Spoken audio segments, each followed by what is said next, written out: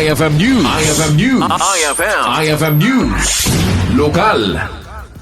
Umabot iti Nasurok 2,000 a family head sa iti Burgos sa Naipaayan ti 5 kilo sa Bagas sa Manipud iti gobyerno nasyonal.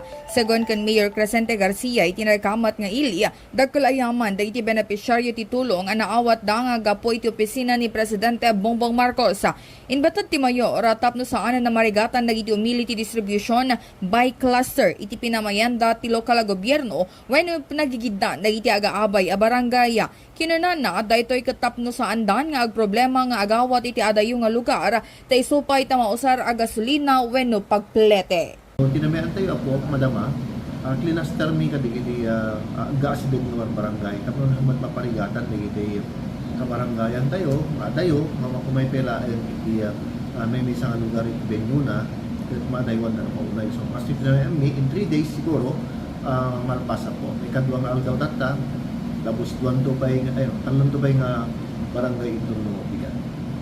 Nakilayaman ako digiti bumarangay. Dito ng ili, kanya po Presidente kadito ng programa.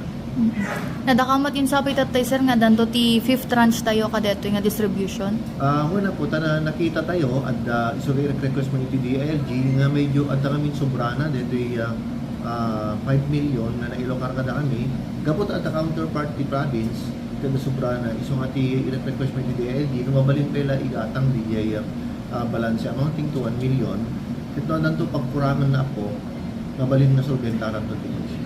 Tapno no makaala damit to make it 50 kilos sa DJ no big trans po.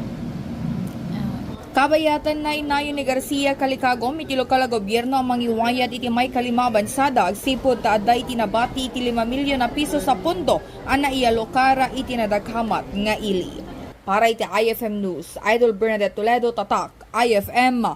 IFM News. IFM News. IFM News. Lokal.